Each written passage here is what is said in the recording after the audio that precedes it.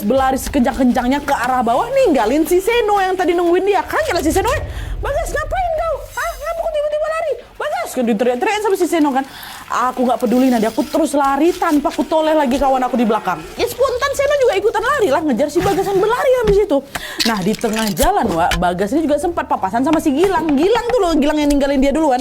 Sempat papasan, dipotongnya si Gilang kan. Woi gas, apa gas? Tapi lagi-lagi Bagas cuma lari aja ngelewatin Gilang tanpa jawab apa. Aku nggak tahu tuh Nadia, aku kenapa bukan pengen berlari aja, takut aku. Nah karena takut juga terjadi sesuatu, Gilang juga ikutan ngejar si Bagas. Jadi ngejar-kejaran si Bagas, Gilang ngejar, di si Seno dari atas ngejar juga. Di momen ini aku betulan nggak tahu apa yang sebenarnya aku takutin Nadia. Yang jelas rasa takut aku tuh yang bikin aku pengen cepat-cepat kabur dari tempat itu.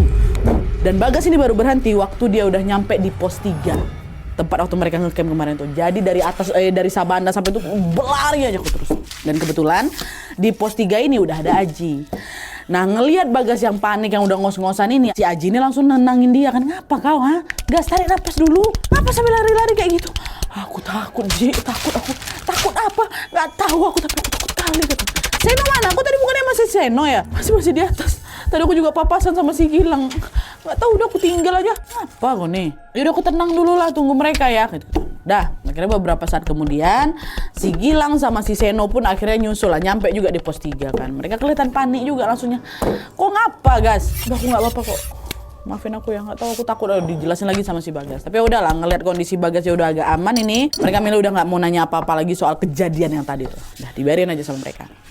Istirahatlah dulu sambil nunggu instruksi dari panitia soal perjalanan turun menuju ke base camp. Ada sampai di pos 3. Nah waktu itu Bagas ini duduk ngelingkar sama Seno, Gilang, Aji sama Bang Yono juga si ketua open trip ini. Nah pas mereka lagi asik ngobrol, Bagas nggak sengaja ngelihat ada pendaki laki-laki Nadia lagi duduk sendirian di ujung jalur pendakian. Si pendaki ini kelihatan asing, dia bukan rombongan dari kami. Nah awalnya Bagas cuek aja, sampai tiba-tiba si pendaki itu nyamperin kami Nadia. Saat dia samperin dari jarak dekat baru kelihatan pucat kali muka dia macam orang sakit, bajunya juga lusuh. Ini yang nengok bukan aku aja, ini yang ada di lingkaran itu juga nengok, si Aji sama si kawan-kawan yang tadi itulah. Nah itu duduk dekat depannya si Bagas, depan aku. Nah dia duduk, Bang ada sisa makanan nggak Bang? Saya lapar, temen saya ninggalin saya. Walah patutlah pucat muka si kawan ini, lapar dia rupanya, kasihan kali gitu kan. Nah Bagas langsung, ada bang, keluarlah wafer, nih bang makan aja lah, aku masih ada wafer ini, makan aja gitu kan. Nah pendaki itu langsung nerima, makanlah dia si wafer itu sambil juga ngajak ngobrol mereka yang lagi duduk ini. Ditanya lah sama si pendaki itu, kalian dari mana, asalnya dari mana? Nih Bang Yono jawab, beda-beda bang kami rombongan trip soalnya. Oh pantesan ramai kalian ya gitu kan. Iya bang, abang dari mana? Aku Kamal, aku dari Solo katanya. Oh iya, abang daki sama siapa? Ada beberapa kawanku dari Solo juga, tapi mereka udah turun duluan. Soalnya aku jalannya lama. Ini sepatuku udah jebol, kata si Kamal, kasihan lah. Oh ya udah bang, gabung sama kita aja. Bentar lagi pun kita mau turun kok katanya. Iya boleh, makasih ya. Weh, udah mau aja aku join di sini, kata si Kamal. Dah lah tuh. Gak lama kemudian mereka pun mulailah jalan turun. Yang tadinya masih jalan sama-sama serombongan, lama kelamaan mereka mulai kepisah-pisah. Yang masih kuat pada jalan duluan ini depan, dan yang udah capek pada ketinggal di belakang. Dan waktu itu kedua kakinya si Bagas ini sakit full. Kedua kaki aku sakit pegal karena aku habis lari full kan dari puncak sampai pos 3 itu baru kerasa sakitnya. Akhirnya Bagas ini termasuk yang jalannya agak ketinggal ya. Nah begitu juga dengan Bang Kamal tadi, kan sepatunya jebol kan makanya dia cuma bisa jalan pelan-pelan aja. Jadilah di situ Bagas berdua aja sama Bang Kamal jalan. Nah pas sudah hari udah agak sore itu mereka akhirnya sampai di pos 2. Di sana mereka cuma istirahat bentar terus lanjut jalan lagi. Mereka nggak mau lama-lama tuh di sana karena kan perjalanan juga masih agak jauh ya kan, masih harus ngelewatin pos 1 lagi baru lanjut ke base camp. Tapi karena udah kecapean di titik ini aku udah mulai nggak fokus perhatianku cuma tertuju ke jalan setapak yang arah ke bawah. Aku ikutin aja jalan itu, dengan jalan ntar juga sampai gitu kata si Bagas. Cuman setelah berjam-jam lamanya entah kenapa kami berdua nih belum juga nyampe di pos 1. Nadia resah lah aku ini, apa nih kok nggak nyampe ini, nyasar lagi nggak ini. Perasaan kemarin waktu berangkat nggak sejauh ini lah, harusnya kan naik lebih lama, turun lebih cepat. Naik 1 langkah, turun 2 langkah ya kan. Ini kenapa kok turunnya jauh kali? Kayaknya nggak sejauh ini lah gitu. Waktu itu langit udah mulai gelap tuh. Karena minim penerangan juga, Bagas harus ekstra fokus nih sama kondisi jalan supaya dia nggak kesandung. Aku juga nggak sampai merhatiin kondisinya Bang Kamal. Aku cuma fokus ke jalan supaya aku cepat sampai gitu. Sampai tiba-tiba dia dengar ada suara orang jatuh di belakang dia, bedebruk gitu. Waktu ditengok rupanya Bang Kamal, wah ambruk Bang Kamal. Bang, kenapa Bang? Di situ muka Bang Kamal udah pucat, sepucat-pucat. Aku capek, gas. Udah nggak sanggup lagi aku jalan. Bang, jangan ngomong kayak gitu, Bang. Ayo kita jalan lagi yuk. Kuatin lah yuk. Aku bantu nih ha. Aku nggak kuat, gas. Kok sekarang jalan sendiri aja ya, gas ya. Nggak apa-apa, aku bisa kok. Apa nggak panik aku Nadia di situ? Selain karena kondisi fisik aku juga capek, ya takutlah aku Nadia. Ini pendakian pertama aku. Jelas aku juga nggak hafal medan ya kan. Ditambah lagi kondisi langit juga udah mulai gelap Nadia. Dan cuma tinggal kami berdua aja di sana, nggak ada pendaki lain. Pendaki aku rombongan juga nggak kelihatan. Mana mungkin juga aku tega ninggalin si Kamal ini sendirian. Bang, janganlah Bang. Udahlah aku di sini aja lah nemenin abang. Di atas kan masih banyak pendaki itu. Kita tunggu aja lah, siapa tahu ada yang bisa nolongin. Dah kita istirahat aja di sini. Si Kamal bilang lagi, jangan. Kau harus cepat turun sebelum nanti langit makin gelap loh. Bahaya lama-lama kau di sini. Udah kau ikutin aja jalannya. Pokoknya ambil aja jalan yang besar. Jangan kau belok ke jalan setapak. Jalan di situ pas kau nyampe di pos 1. Nanti juga sebelum pos 1 ada rawa sama ada persimpangan jalan. Kau tetap ambil jalan lurus ya, kata dia kayak gitu. Denger itu makin panik aku Nadia. Aku turun gunung sendirian, udah lah.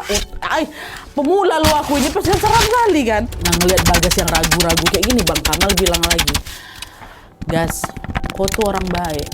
Makasih ya, kau udah ngasih aku makanan. Udah sekarang kau pulang aja. Kau pasti sampai. Gak usah kau cemasin aku. Aku juga udah sampai kok. Itu kata Bang Kamal. Bang, nggak apa-apa Bang, nggak apa-apa. Dah pergilah kau katanya. Ya udah Bang, aku lanjut jalan turun dulu ya. Abang tunggu di sini. Nanti kalau aku udah ketemu sama rombongan, aku cari bantuan buat Abang. Abang juga nanti kalau misalnya ada orang dari atas lewat sini, Abang udah ngerasa mampu, ikutlah sama mereka Bang ya, kata si Bagas kan. Akhirnya udahlah Nat, macam mana lagi dengan berat hati, aku pun tinggalin Bang Kamal. Jalanlah aku kan turun. Setelah jalan agak jauh, Bagas akhirnya betulan sampai di rawa dan di persimpangan jalan. Ini berarti udah mau deket kali sama pos 1 ya kan. Sesuai arahannya dari Bang Kamal, Bagas pun ngambil jalan lurus. Jalan. Nggak berselang lama, Bagas disalip dari belakang sama pendaki tektok rupanya. Pendaki yang langsung muncak terus turun di hari yang sama gitu. Nggak ada nginap-nginap, nggak ada ngecamp. Nah pas nyalip si Bagas, pendaki itu bilang, "Weh nanti jangan belok ya Mas, ya lurus aja," katanya. Nah, karena pendaki itu sambil berlari, Bagas nggak sempet nahan dia cuma teriak aja, Mas, tadi ada ngeliat pendaki duduk di jalur pendakian nggak Mas? Gitu Mas, Bang Kamal maksud si Bagas. Nggak ada Mas, nggak ada orang di sana, kata si orang ini. Heran lah si Bagas. Kok dia nggak nengok si Kamal ya? Lagi nepi buang air apa Bang Kamal? Masih positif thinking aku tuh Nan. Oh ya Bang, makasih. Dah, gak lama disalip lagi sama pendaki tektok lain juga. Bagas nanyain hal yang sama. Mas, tadi ada ngelihat pendaki duduk di pinggir jalan nggak Mas? Sama juga jawabannya. Nggak ada siapa-siapa Mas. Makin heran lah aku. Kok nggak ada lagi ya? Jangan hilang pula Bang Kamal nih. Panik. Bagas terus jalan dengan perasaan yang udah mulai campur aduk. Di satu sisi aku pengen putar balik ke atas untuk pastiin kondisi Bang Kamal. Tapi di sisi lain aku juga ada kecapean kali Nadia. Aku juga takut. Aku harus nyampe dulu. Aku nggak bisa sendiri. Akhirnya Bagas cuma bisa lanjut turun lagi biar cepat sampai dan biar bisa minta bantuan gitu kan. Nah beberapa saat kemudian Bagas disalip lagi. Tapi ini bukan yang tektok sama 4 orang pendaki. Dan kali ini mereka duluan yang nyapa. Mas sendiri aja Mas, kata gitu kan. Enggak, tadi ramean bareng open trip. Tapi kakiku sakit makanya aku tinggal katanya. Tadi aku berdua juga sama pendaki asal Solo. Dia nyuruh aku turun duluan. Ini dia masih di atas. Dia nggak kuat jalan. Tadi kalian sempat papasan sama dia nggak? Ke 4 orang ini ditanya masih Bagas. Pendaki asal Solo. Emang dia berhenti di mana Mas? Aku nggak tahu pastinya di mana. Yang jelas setelah pos 2, sebelum pos 1. Dia duduk di tepi jalur. Ada kalian tengok? Aduh. Kayak kan nggak ada nengok siapa-siapa lah Mas di sana. Atau mungkin dia udah lanjut jalan nggak gitu? Nggak mungkin. Boro-boro mau lanjut jalan, ngomong aja udah nggak kuat kok dia. Coba kalian ingat-ingat lagi, dia pakai kemeja merah sama pakai celana trending. Nggak ada Mas, nggak ada siapa-siapa di sana. Kami juga tadi jalan kok nggak berlari, nggak ada nengok kan? Nggak ada nanya ke 4 kawan lainnya, nggak ada gitu. Makin gelisah lagi aku. Astaga gimana nih ya?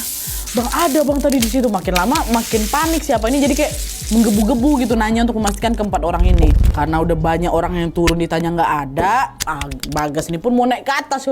Udah aku susul ke atas aja lah, ditenangin. Mas jangan dulu mas, turun dulu aja, nanti di bawah kita cari bantuan untuk teman mas di atas. Tapi kayak mana dia weh, kasihan pula dia sendirian. Kalian pun dari tadi juga nggak ada nengokin dia, aku takut dia kenapa-napa. Nah justru itu, kamu nggak bisa berangkat sendirian ke atas kalau memang kita nggak ada ngelihat dia. Kalau misalnya dia jatuh kayak gimana? Kamu juga nggak bisa nolong sendirian kan, kata mereka berempat. Mana nih akhirnya dengan segala bujukan, akhirnya Bagas mau diajak turun dulu ke base camp ya. Sesampainya di base camp, para pendaki itu yang berempat ini langsung datang ngomelin open trip aku Nadia. Kalian nih kayak gimana nih? Itu teman kalian kan? Sambil nunjuk aku. Kok dibiarin turun sendirian? Tadi kami nemuin dia linglung loh, katanya ada pendaki yang lagi sakit di jalan. Di sepanjang jalannya dia bilang kami nggak ketemu siapa-siapa. Selain dia nih Bang Yono, si ketua open trip yang denger omelan itu juga langsung klarifikasi. Bang, kami nggak ninggalin Bagas sendirian bang. Tadi Bagas tuh emang turun berdua sama pendaki lain asal Solo, namanya Bang Kamal katanya. Tapi kami nggak ketemu siapa-siapa di jalur pendakian itu selain si Mas Bagas ini. Mungkin waktu kalian lewat Bang Kamal itu lagi buang air. Udah kita coba tanya dulu aja lah ke si Bagas ini gitu kan, kata si Bang Yono. Bang Yono langsung lah nanya ke aku Nadia soal kejadian tadi. Aku pun ngejelasin lah semuanya ya kan. Nah di akhir Bagas itu bilang, kita cari Bang Kamal yuk, kasihan weh dia lapar, dia sendirian. Kok dia kenapa-napa gimana gitu. Bang Yono bilang lagi, Bagas, kita tunggu aja dulu ya. Ini siapa tahu Bang Kamal udah jalan turun. Dan memang waktu itu masih banyak pendaki yang lagi turun, Wak. Nah, setiap ada yang nyampe di base camp pasti langsung ditanya, kalian ada papasan sama Bang Kamal yang bajunya baju merah kayak gitu. Cuman jawaban mereka semua yang turun ini selalu sama, kami nggak ketemu siapa-siapa. Nah, takut terjadi sesuatu, Bagas sama teman-temannya barulah memutuskan untuk lapor ke petugas registrasi dulu. Mereka jelasin nih semua kronologinya dari awal sampai akhir. Terus si petugas ini nanya, kalian ketemu langsung nggak sama orangnya? Siapa aja yang nengok? Kata si ini kan. Si Bang Yono jawab, kami nengok bang. Itulah si Gilang, si Seno, si Aji, si Bang Yono, si Bang apa itu nengok. Cuman bang yang paling lama sama dia Bagas, karena tadi itulah ya kan. Seolah tahu apa yang terjadi, si petugas registrasi ini langsung keluar dari posnya. Dia nyamperin si Bagas, ditepuk-tepuk pundakku Nadia. Petugas registrasi itu ngomong sesuatu yang bikin aku langsung shock. Alhamdulillah kamu selamat mas. Orang yang kamu temui itu bukan manusia. Dia pendaki yang udah meninggal dan mayatnya memang ditemukan di sekitar pos 2 dan pos 3. Dia memang sering nampakin diri, bukan cuma kemas saja. Cari hotel murah. Agoda. Unduh app Agoda hari ini.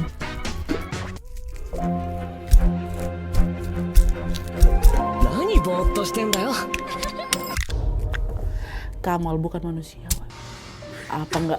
Nat, baru kali itu aku menangis depan orang, Nat. Menangis aku di situ. Kok iya bisa dia tuh hantu? Tadi tuh loh kami betulan ngobrol. Kami betulan jalan berdua. Yang nengok bukan cuma aku aja, Bang Yono, si Aji semua juga nengok tuh dia datang bilang lapar tuh. Dia makan kok wafer, aku ditengok juga sama kawan-kawan. Senyata itu dia. Ngerasain semuanya udah susah kali dipercaya Nadia, tapi aku langsung teringat lagi sama ucapannya Bang Kamal sebelum pisah tadi ya kan. Ingat kan kalian? Sekarang kau pulang, kamu pasti sampai. Jangan khawatirin aku, karena aku juga udah sampai. Jangan-jangan dari kalimat itu secara tidak langsung Bang Kamal ini lagi bilang rumahku sekarang ada di gunung dan aku udah sampai di sini. Semua kejadian itu bikin perasaan si Bagas langsung campur aduk, Pak. Bang Roni si porternya bilang lagi, gak sabar gas, semoga ini gak bikin kok kapok naik gunung, kata si abang ini. Walaupun aku shock setengah mati aja, kejadian itu memang gak bikin aku kapok sama sekali. Di hari kemudian waktu keadaan udah lebih tenang, mendaki lagi aku gunung. Jadi pendaki betulan aku malah, Nat. Gak ada aku kapok. Dan semoga di pendakian selanjutnya Bagas selalu aman dan terjaga, Wak ya. Amin ya rabbal alamin. Oke Wak, jadi itu tadi kisah pendakian pertamanya Bagas. Kisah ini tuh jadi bukti nyata dari kalimat segala sesuatunya tergantung